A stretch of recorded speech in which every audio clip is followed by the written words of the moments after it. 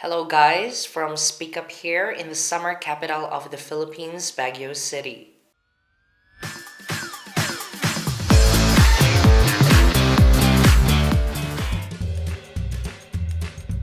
My name is Sofia and I'm an English teacher. I've been teaching for 7 years and I'm still in the profession because I think it's a fun and challenging experience. Right now, I actually specialize in test preparation. I'm a big believer in practice makes perfect as long as you do it right. So I always advise my students to practice whether on their own or with a guide.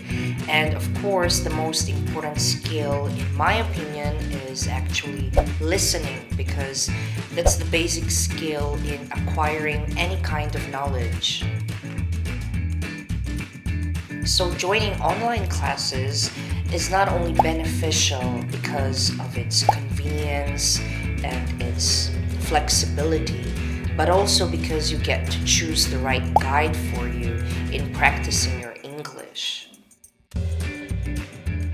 And Speak Up was actually made to help teachers and students find the right match for them in order for them to be able to make the most out of their classes.